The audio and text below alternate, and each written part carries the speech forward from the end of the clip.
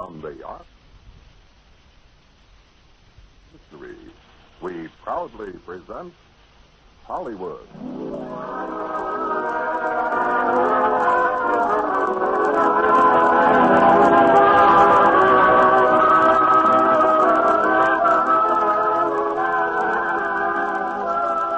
The Radio Theater brings you Ronald Colman and Heather Angel in A Tale of Two Cities. Ladies and gentlemen, your producer, Mr. William Keeley.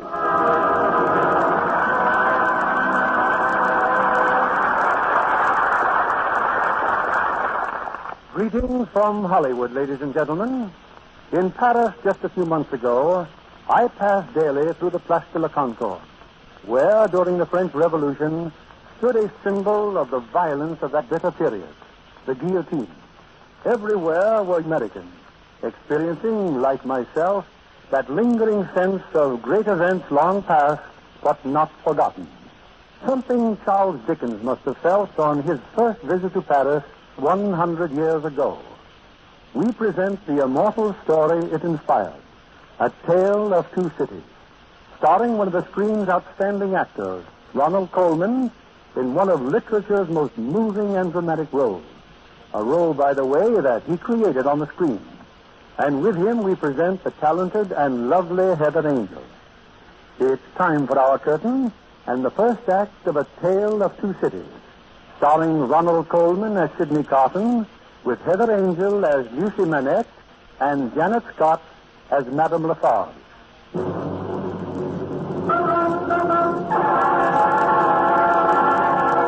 Paris, 1793. The French Revolution is over. The cause is won. But the bloodshed has only started. The reign of terror sweeps through the land in all its fury. And each day, Madame la Guillotine is fed her share of human life. The dripping blade rises and falls. And the crowd counts in monotonous rhythm as each noble head rolls to the ground. The night rises again and sweeps downward.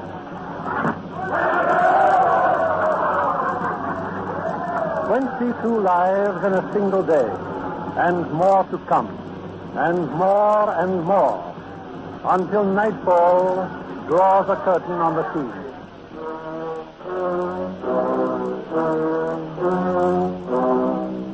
Behind the bleak walls of La Force prison, the doomed of the following day await their fate.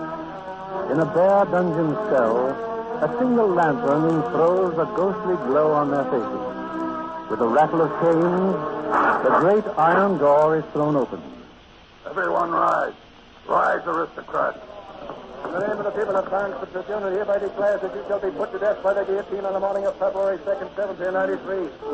Citizen Gable, which one of these is Charles Evrémonde? Everyone, step forward. Evrémonde, Charles Evrémonde, called Charles Darnay. Which one of you is he? I am Evrémonde. Step forward. Charles Evrémonde, known as Charles Darnay. In view of the excitement occasioned by your trial, it was felt that some small favor would be in order. We've decided, therefore, that you shall live long enough to witness the execution of your friends here. 51 heads will fall tomorrow. Yours will be the 52nd. Citizen Evrémonde. Yes? I didn't know you were here with us. It's so dark. I know. What is it you want, please? Don't you know me? I'm Lisette, the seamstress. We were brought to La Force together. Oh, yes, of course. I forget for the moment of what you were accused. They accused me of plotting. But I'm innocent. How could I plot against the Republic? I'm nothing. I'm no one. Don't cry, child. It's too late for tears. I try to be brave. Soon the morning will come. Growing light even now. You have an hour yet. Perhaps more. Ask God for courage. Look, sun is rising. I'm afraid. Yet I'm glad. At least we can see again. We can... What is it? You are not Evrémonde. You are not Charles Evrémonde. I knew Charles Evrémonde. His eyes were blue. Yours are brown. There was light. And yours... are you? Like you, I'm nobody. But you are going to die, it was then. Why, monsieur? Oh, I could never make you understand. But I could set you free.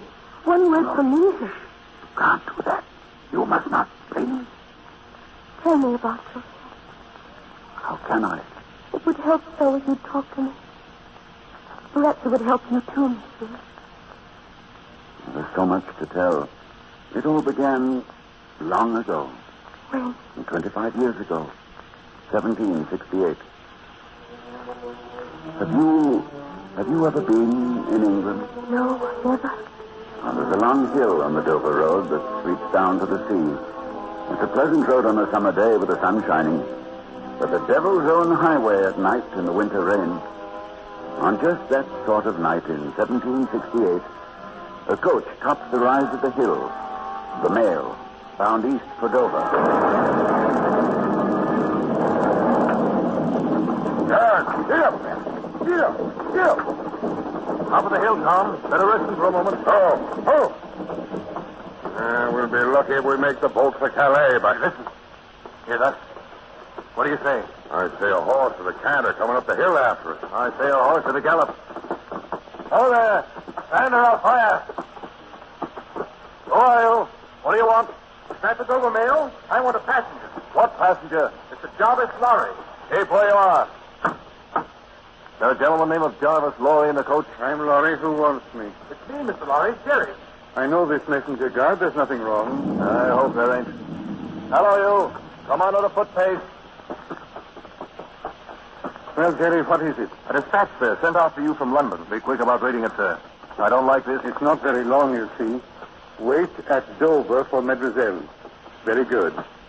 Jerry. Yes, Mr. Lorry? Ride back to London as fast as you can. Tell them my answer was recalled to life.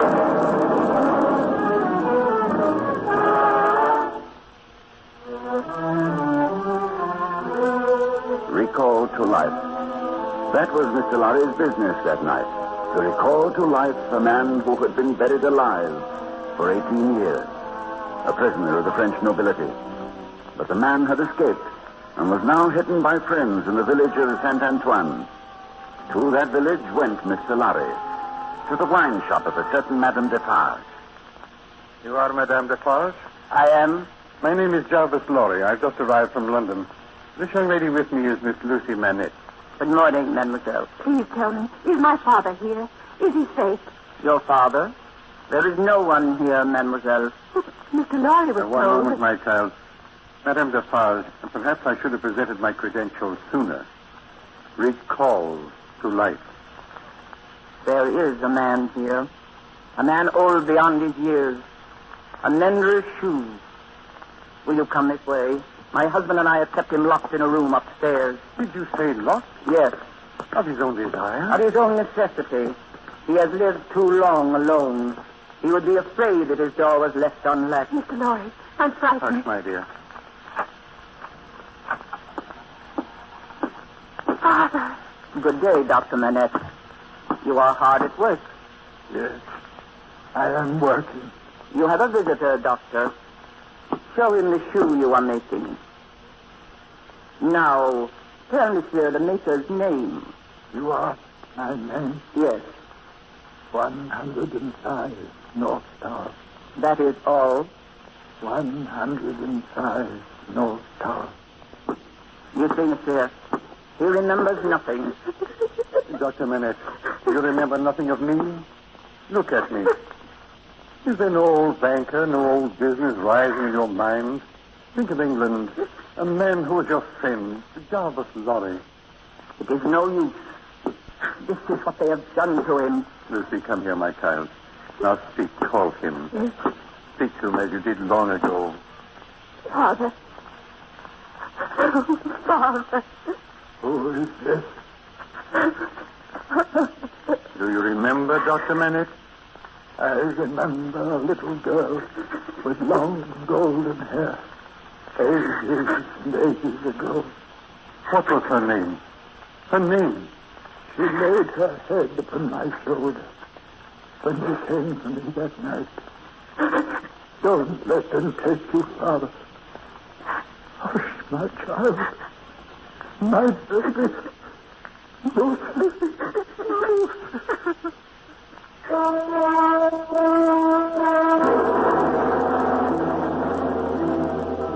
They crossed the channel that night to a safe refuge in England.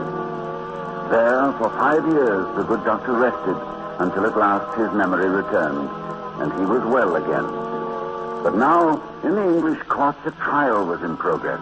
The trial of a certain Charles Darnay, accused of plotting treason against His Majesty's government. Dr. Manette, called as a witness, sat with his daughter near the judge's bench. The court was hot, humid. Only one man seemed quite at ease, the assistant counsel for the prisoner. His court wig dipped in a slovenly fashion over one eye, his court gown stained with wine. His name, if anyone was interested, was Sidney Carton. Carton, we must act quickly. With the evidence they presented, Darnay will hang by morning. Carton, you hear me. I hear you, Mr. Stryver. Well, what shall I do? If I were you, I'd sit down. Darnay is my client. I'm trying to protect him. I pay you well for your assistance, and I expect to have it. You will have it, Stryver, when the time comes. I see you've already had your bottle today. Two, I believe. Drunk. Always drunk. Carton, listen to me. At the present time, I'm more interested in Dr. Manette. Dr. Manette to the stand. You are Dr. Manette? I am. Dr. Manette, the prisoner Charles Darnay has been accused of carrying secret messages from Louis of France to spies here in England. Look upon the prisoner. Have you ever seen him before? I don't know. Really? Is it not true, Dr. Manette, that the prisoner was a fellow passenger with you 5 years ago on a boat from Calais to Dover? I cannot say. When I came from France that night, I'd been newly released from a long imprisonment. I have little remembrance of the occasion. My mind was blank for some time. I see. Your daughter made the trip with you, did she not? Yes. That will be all. Are there any questions from the defense? Any questions, Carton? No questions. No questions, Your Worship. Miss Lucy Manette to the stand. Now, Miss Manette, look upon the prisoner, please. Have you ever seen him before? Yes, Where? on board the packet boat you mentioned. You spoke to him? You were friendly with him? Yes. Good. Now tell me, did he come aboard alone? No. When the gentleman came You on mean the board... prisoner? Yes. Then say the prisoner. When the prisoner came on board, there were two gentlemen with him. But these two did not make the crossing. No. Now tell me, did you see them give certain papers to the prisoner that night? No. You're sure of that? I don't know. It was dark. Then they might have given him certain papers. Is Yes, that right? That will be all, Miss Manette. Please, I know That will be all, he's guilty. please. Are there any questions from the defense? Will Carton? No. Carton, you're mad. No questions. No questions, Your Worship. Your Worship, the prosecution would like to recall its chief witness, the prisoner's accuser, Mr. John Barsed. Now, Stryver, we might have some questions. Mr. John Barsed? Right here, sir. Mr. Barsed, look upon the prisoner. You recognize him? I do, sir. He's a spy against His Majesty's government. That's what he is. I was on that mail ticket myself that night, and I saw the kind of papers that passed into the hands of the prisoner. They were lists of our troops. Thank you, Mr. Barsed. And no more questions. The counsel for the defense? Will Carton? Ask him these questions I've written down here. Mr. Barsed, how do you know the papers you saw were lists of British soldiers? I saw them. Ah, you saw them. Then you took them out of the pockets of the prisoner, Charles Darnay. Yes, sir. And no, sir. They fell out, they did. Oh, then you didn't take them. You're not a spy yourself. A man who makes his living by making accusations, just or otherwise, against his fellow countrymen. That's a lie. A downright insinuating lie. One moment. Will Carton? Stryver, you've no imagination. Mr. Barsed, where do you get money to live on? My property. Your property? Where is it? I don't exactly remember. And perhaps you can remember how you got that property. I inherited it. From whom? From relatives. Distant relatives. How many times have you been in prison, Mr. Barsad? 6 times, isn't it? What's that got to do with it?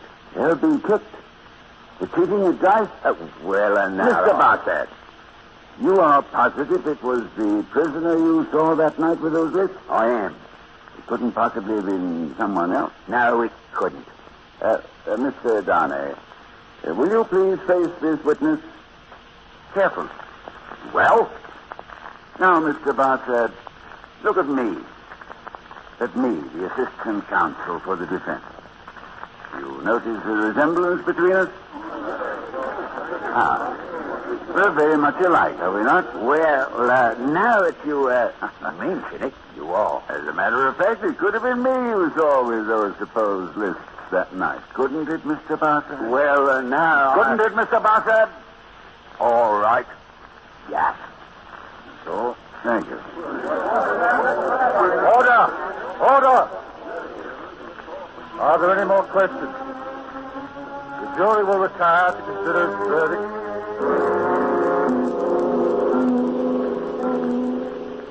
Has the jury agreed? We have, Your Worship. And how do you find the prisoner, Charles Darnay? We find the prisoner not guilty.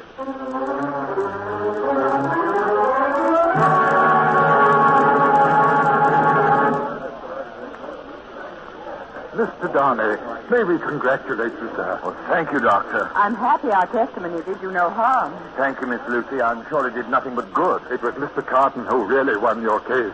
Mr. Carton. Mr. Carton, sir. Did someone call me? May I thank you, sir, for saving my life? Oh, just a part of my business. Mr. Carton, this is Dr. Manette, Miss Lucy Manette. And Mr. Carton. We thought you were splendid, Mr. Carton. Mere professional claptrap. May I ask, sir, how did you happen to notice the resemblance between you and me?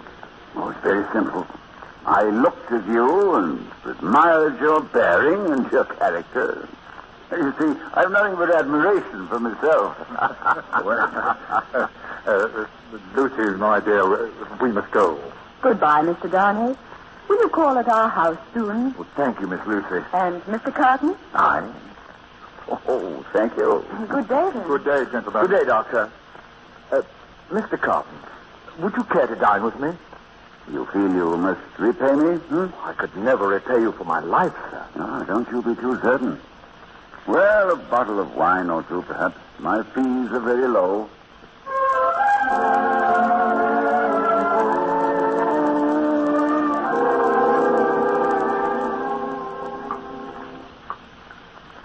Another glass, Mr. Darnay. Thank you. I've had enough.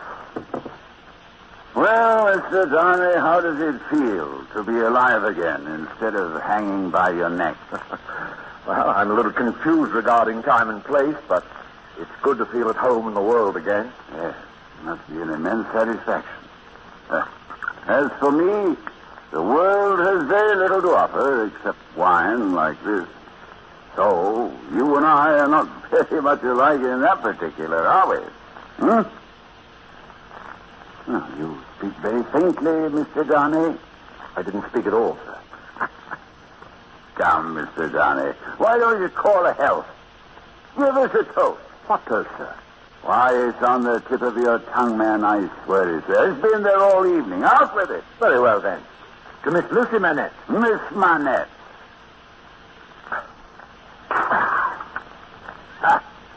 There's a fair young lady to hand into a coach in the dark. Hey, Mr. Darnay?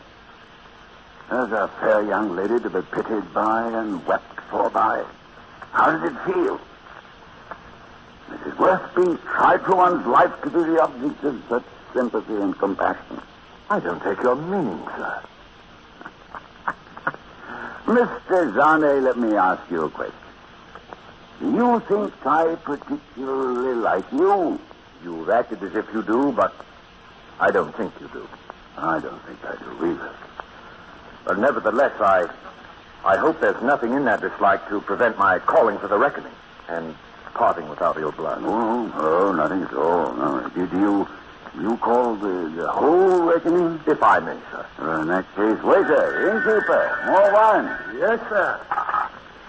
Good night, Mr. Carton. Good night. One last word, Mr. Darnay. You think I'm drunk? I think you've been drinking, Mr. Carton. You know I've been drinking. Since I must say so, I know it. You shall likewise know why. I care for no man on earth. And no man on earth cares for me. Much to be regretted. You might have used your talents better. Maybe so, Mr. Downey, maybe not. Good night, sir. Good night. And don't let your sober face elate you. For you never know what it may come to. Innkeeper, more wine. Coming, sir. Well, Cotton, has Mr. Downey shown you what you have fallen away from? What you might have been? Changed places with him. And would you have been looked at by those blue eyes as he was? Huh? Come on. Have it down in plain words. You hate the fellow.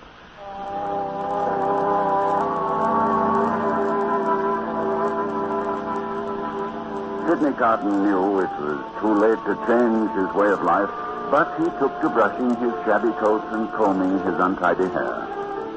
And there were times even when he remembered that a gentleman doesn't drink himself nightly into a stupor. On Sunday afternoons, he would appear in Miss Manette's garden, sitting quietly, speaking but seldom, for Charles Downey was there, too. One evening, just at dusk, an approaching storm sent them indoors. Listen. It's coming soon, Mr. Downey. Comes slowly but surely. Isn't it impressive? Sometimes when I've sat here of an evening like this, listening to the thunder in the distance, I've had such a strange fancy. I've imagined that the thunderclaps were echoes. Echoes of all the footsteps that will one day enter our lives. Well, if that is so, there's a great crowd coming into our lives. So I take them into mine gladly. It was my foolish fancy, Mr. Carton. There's a great crowd bearing down upon us now. Thousands upon thousands. Here they come. Fast, fierce, and furious. Oh, you make my fancy seem too real, Mr. Carton.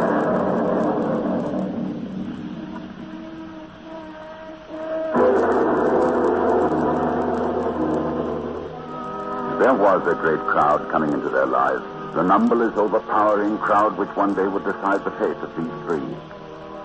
At first, it was but a whisper in the city of Paris. A whisper that was to grow with the years into a crashing roar of hatred.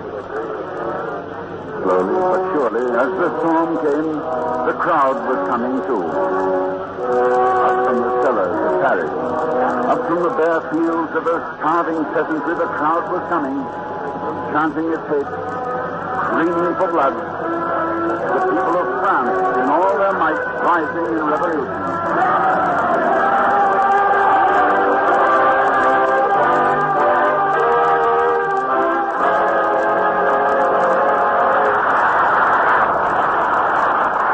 In a moment, we'll bring you Act 2 of A Tale of Two Cities. The little seamstress, condemned to die with him within the hour, listens quietly, her eyes fixed on his face. As time went on, Sidney Carton appeared less and less in the Manette home. More and more was he the slave of the low companions and low habits that he scorned but yielded to. And he knew that Lucy loved Charles Downey. It was an evening in April, almost 10 years ago, that Charles Downey spoke to Lucy's father. I've only hinted at marriage to Lucy, sir. I didn't want to speak until... Well, there are certain things about myself that you should know. Yes? Dr. Manette, my name is not Downey. I chose that name when I first left France and my heritage. Heritage? I'm of noble birth, sir, but I do not boast of it. Through generations, my family gained its wealth at the expense of the poor. When my uncle died, I was the sole remaining heir. I returned to France to sign away my title to the estate. Why do you tell me this? Because, sir, I know what you have suffered at the hands of the French aristocracy. Your uncle's name and yours. What was it? Saint-Evremond. The Marquis Saint-Evremond. He was a doctor. You're ill, sir. No. Charles, Lucy is not to know what you've just told me. Not now, do you mean? Not now or ever. She's not to know. Your word. Very well, Doctor. You have my word. Now, go, please. Go. Sant'Ebremont. Sant'Ebremont.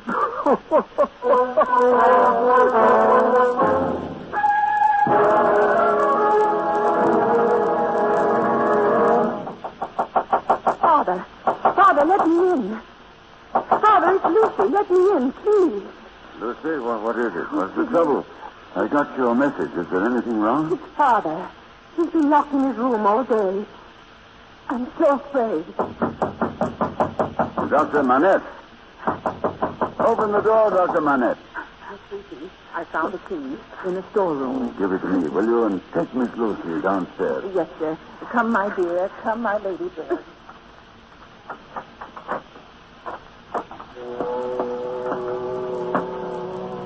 Dr. Manette. Dr. Manette, what are you doing? You hear me, Doctor? What work is this you're doing? A lady's shoe. A young lady's walking shoe. It should be finished. Let me be.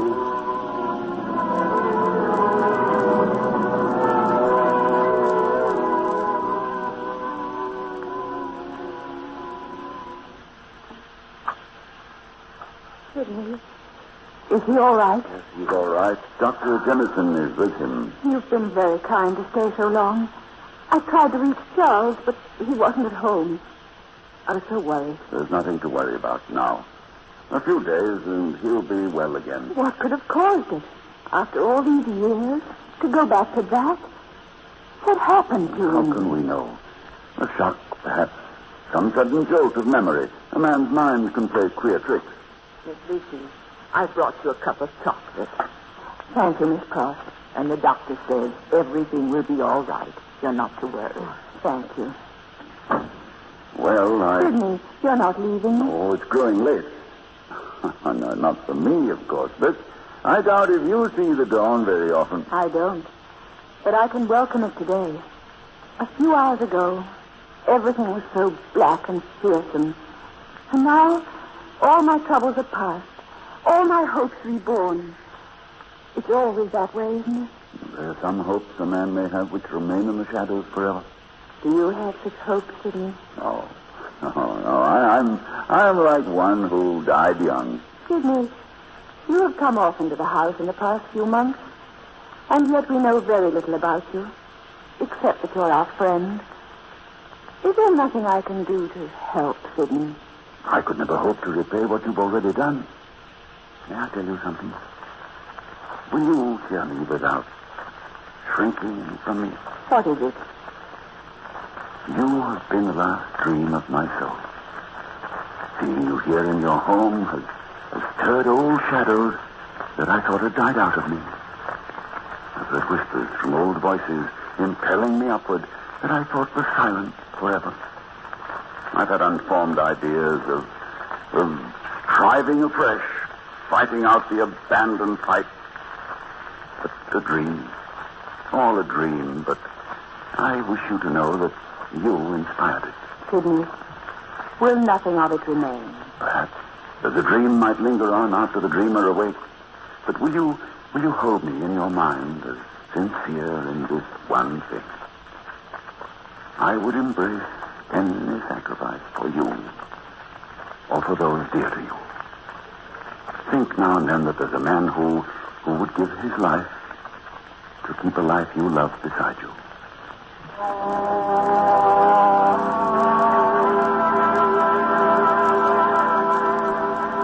The poor fool, Cotton, drunk this time with self-pity. From that day on, he was seen rarely in the Manette home. He was there when Lucy and Danny were married, and again some years later when their child was born, a girl. But his visits were short, and he would slip away at the first opportunity. In France, during these years, the echoing footsteps of the crowd had been growing louder. Grim patriots who would have bathed the soil of France in the blood of the hated nobility. And then the storm broke in all its fury. In July 1789, they swarmed from the rat holes of Paris to cover the country with a blanket of red. An army of vengeance bent upon destruction and death.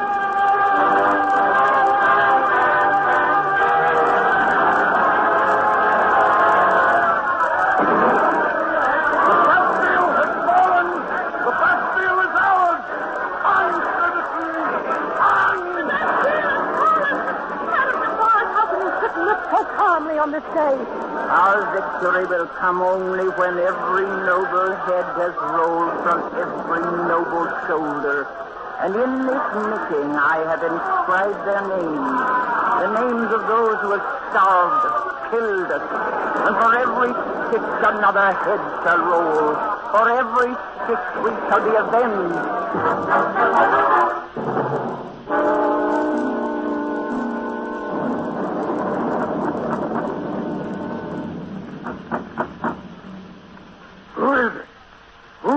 Open the door.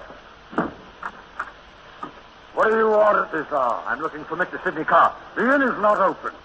There's no inn in London open at this time of night. I want to see Mr. Sidney Carton. Let me in.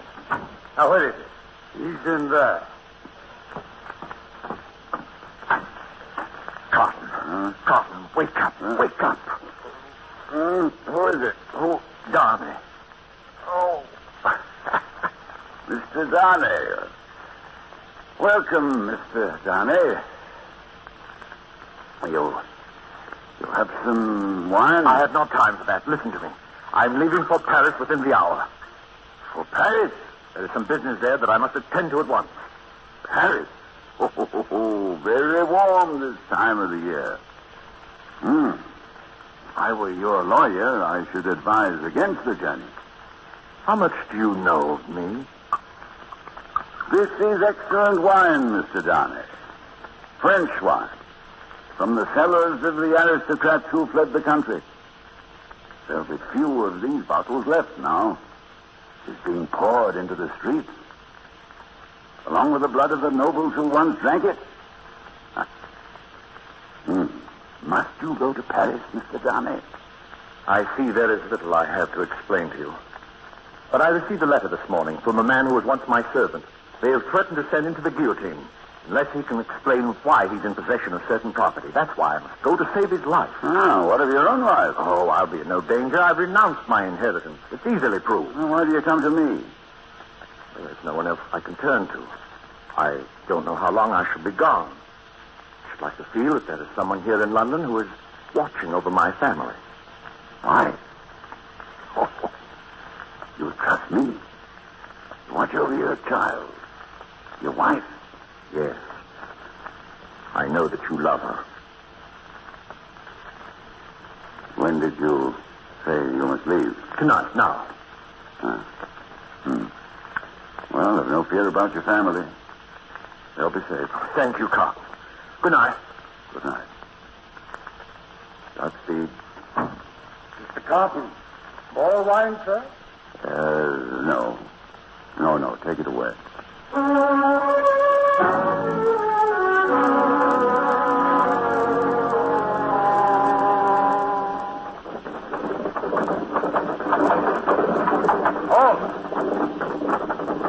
You there in the coach. Where are you going, citizen? I'm going to Paris. Let me see your papers.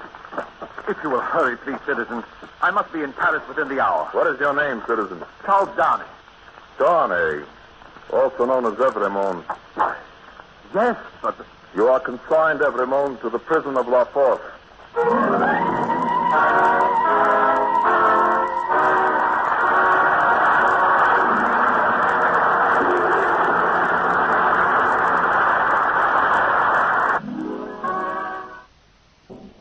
In a moment, we'll return with Act 3 of A Tale of Two Cities, starring Ronald Coleman and Heather Angel. How would you like to improve your position in your unit? Or perhaps you'd like a change in classification. Well, a step in the right direction would be a course with the United States Armed Forces Institute. Yes, a course with USAFI is an indication of your desire to improve yourself. In the past 20 years, USAFI has proved conclusively that men who use their off-duty time constructively are more proficient in their military duties. See your education officer about a USAFI course. And now, Mr. Keeley returns to the microphone. You're invited to join us after the final curtain for a brief chat with tonight's stars. Here's Act 3 of A Tale of Two Cities, starring Ronald Colman as Sidney Carton and Heather Angel as Lucy Manette.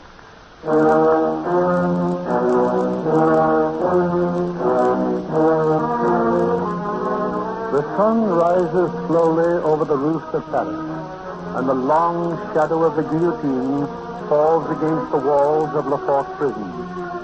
In the cell of the condemned, Sidney Carton speaks in a hushed voice. His story meant only for the years of the little seamstress. They brought Charles Darnay here to La Force prison to be held in secret. But somehow the news filtered back to England, and soon his wife and child were in Paris with Dr. Manette and Mr. Lorry. Mr. Lorry? Yes, they're old friends. For months they waited for some word from Darnay in his cell, but no word came. And every day through the streets the tumbrils passed, filled with condemned, on their last journey to the guillotine. Father, did you see Charles? Did you see him? No. They wouldn't take me to his cell, but I have news. Yes. Charles is summoned tomorrow for trial. Tomorrow? Oh, Father. I think it'll go well, my child. They're going to allow me to testify for him. You? They'll brand you as a traitor. They'll kill you, Father. No, my child. I bear a charmed life in this city. I've been a prisoner in the Bastille.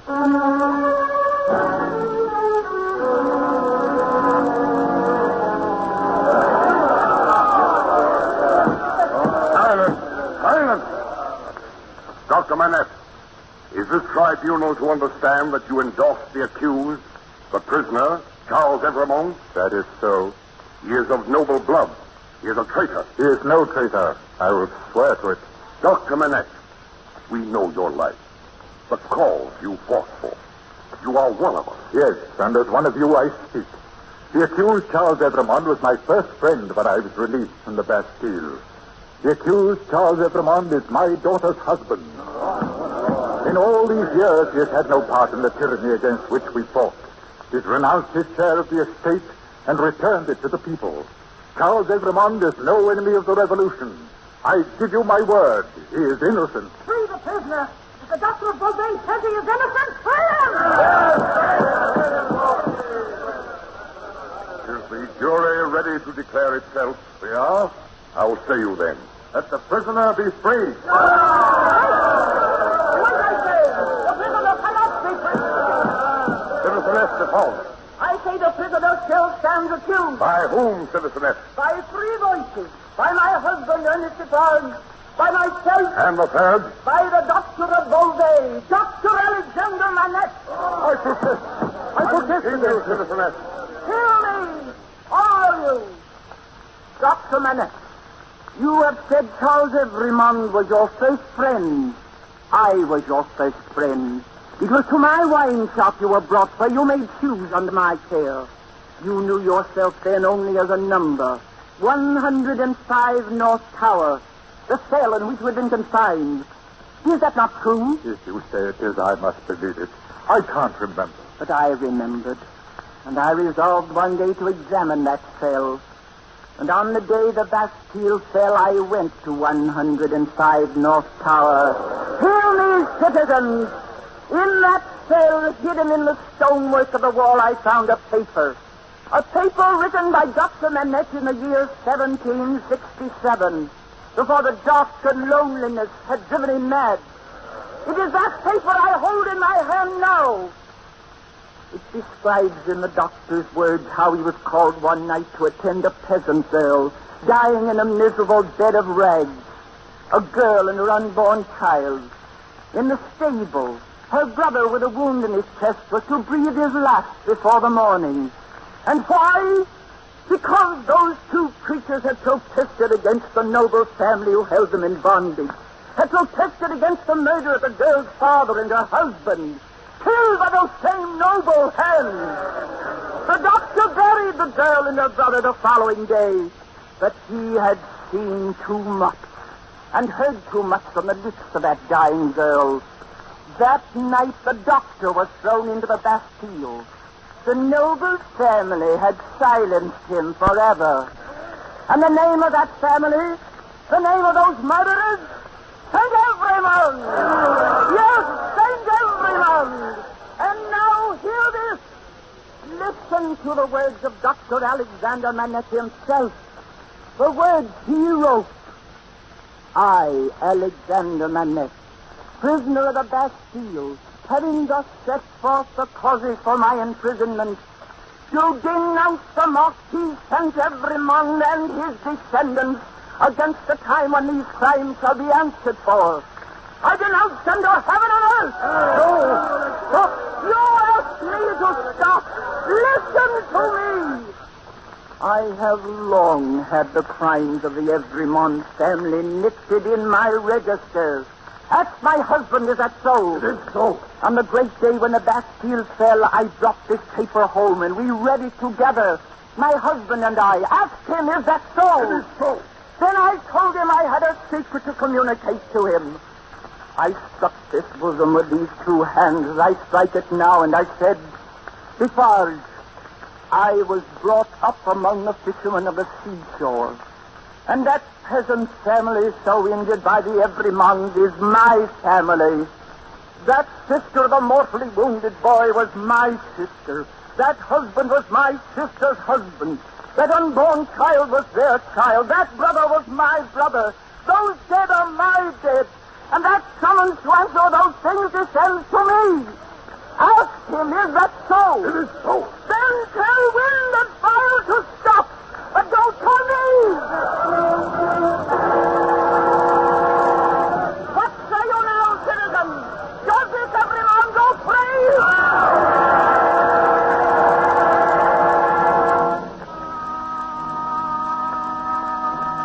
Back to the prison of La Force to await death by the guillotine. That was the sentence passed by the tribunal. That same night, a coach left Calais for Paris, carrying but one passenger, slouched low in the seat, his shabby greatcoat pulled high about his neck. Reaching Paris, he haunted the inns and taverns, wandered like a lonely ghost through the city, and at last made his way to the lodging house where Lucy waited news from La Force. Sidney Carton. Oh, you must forgive my coming at this hour. I didn't wish to be seen. I knew you'd come. I've been waiting. Sidney, they're going to take Charles. They're going to kill him. How long has he? Until the morning. And they won't let me see him. I can't be near him these last hours. Remember what you said long ago? The dark hours before the dawn. There will be no dawn tomorrow. It will be dark now. Always. Lucy. If there was some way I could comfort you, you must hope. What hope is there? What comfort? My husband is going to die. Lucy. Oh, Sidney, forgive me. You were right. I have no strength to offer you. You came to us tonight. I shall never forget that.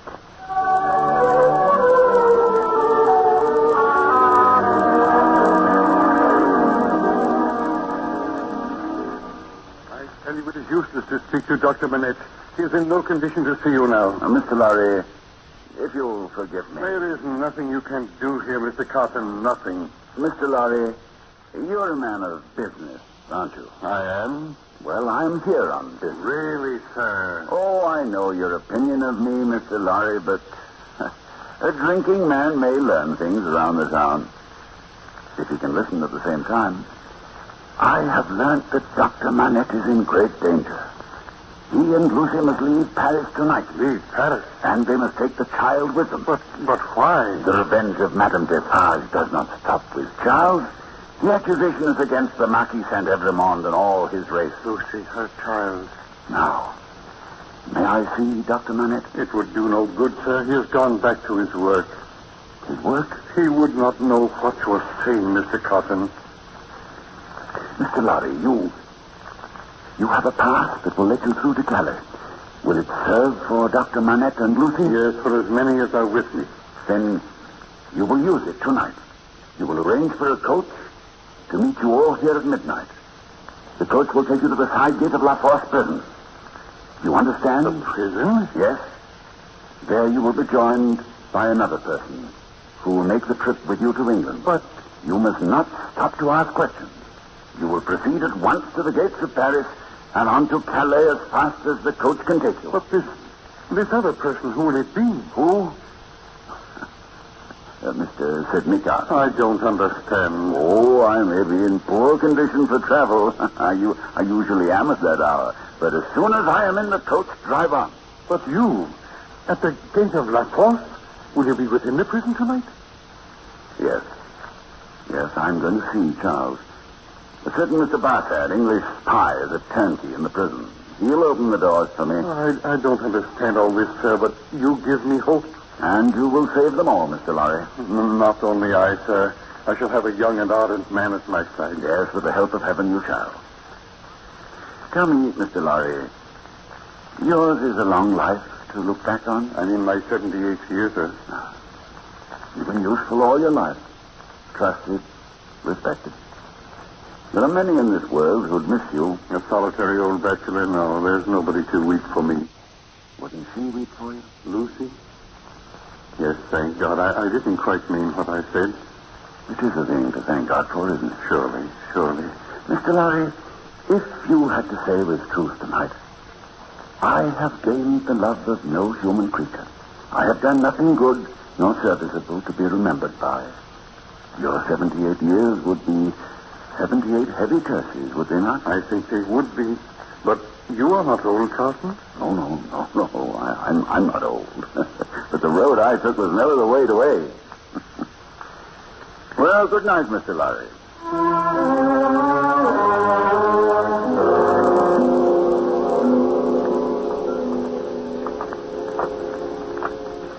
Bassett. Yes? How long before Johnny is taken from his cell and put with the others? I can't tell that. That's only an hour now. Leave us alone, but stay within call. You'll keep your promise? I told you I could get you in and out again. Up to your boat to try to leave? I know. Open the door. Who's there? Have you come for... Carton, you? Of all the people on earth, I'm the least expected, is that it? Why are you here? I came to see you. You shouldn't have taken the risk. It can serve no purpose. It can serve one. I bring you a message from Lucy. A message? Or a request, rather. That you do exactly as I say and ask no questions. Now take off your coat. Take off my... Yes, take it off and change it for mine, quickly. Are you mad? Well, do as I say. It's her wish. Now, put on my coat. And your hair. Rumple it. So. That's it, as mine is. Carton, there's no escaping from this place. You'll only die with me. Oh, have I mentioned escape? Now do as I say. Now, here, take my cravat. And give me yours. Carton, I warned you. Be quiet. Look, there's a pen and ink on that table. Is your hand steady enough to write? Was when you came in. Steady it then and write what I dictate. Quickly. To whom do I address it? Oh, to no one. Write. If you remember the words that passed between us long ago, you will understand when you see this is written there. I don't. What vapor is that? Vapor? Yes, a strange odor. Something crossed me. Oh, I'm not conscious of it. Now, take up the pen and finish. I told you once that there was nothing that I would not do. Nothing that I would not... Oh, what is it? There is something. That odor. Oh, you mean this on my handkerchief? Yes, it's so. Breathe deeply. No, breathe. No. Right? Yes, breathe. Breathe.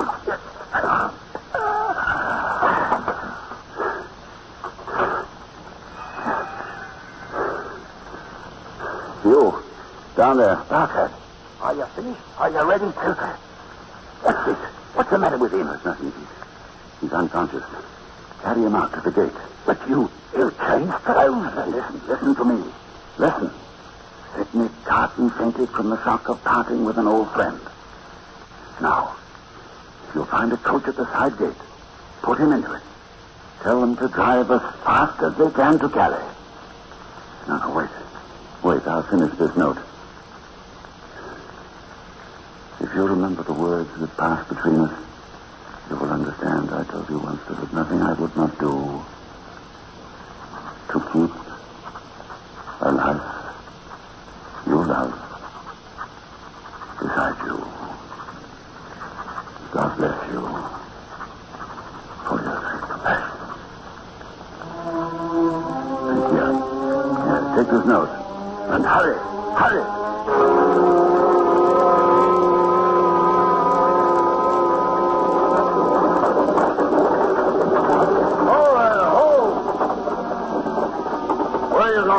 Calais. Who are you? Jarvis Lorry from Kelson's Bank. Pass. Dr. Manette. Pass. His daughter. Pass. His grandchild. Who's that on the floor? He is Mr. Sidney Carton. Let me see him. Sidney Carton, eh? Pass. Open the gate. Let this coach go through.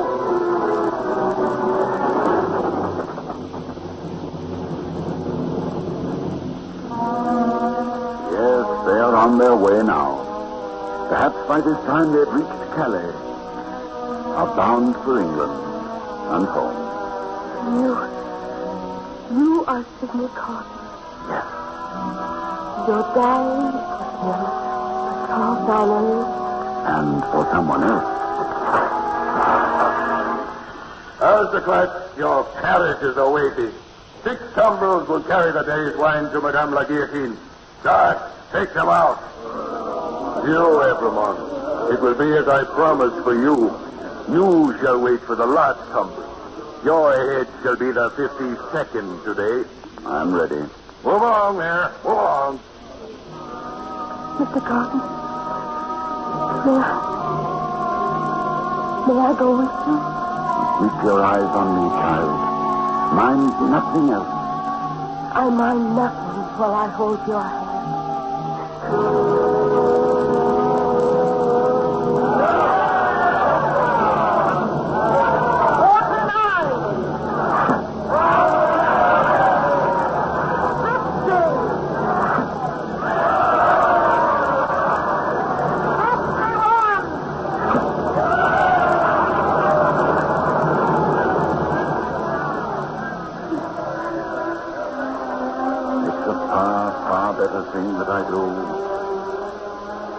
Than I have ever done.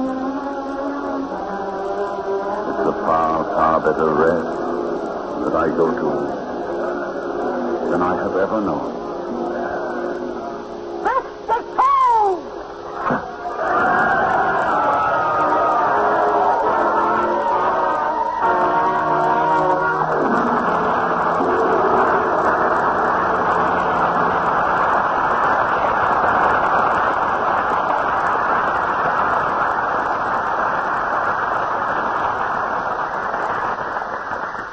Curtain falls on the roaring crowds of Paris and the chosen destiny of Sidney Carton, and rises again on our 2 stars of the evening, Ronald Colman and Heather Angel, who brought to life so vividly a truly great play.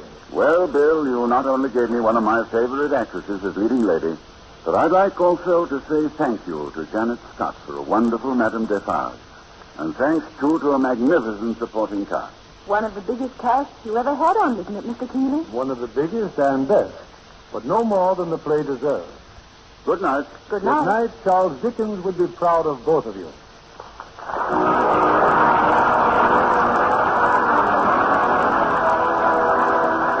This is William Keeley saying good night to you from Hollywood.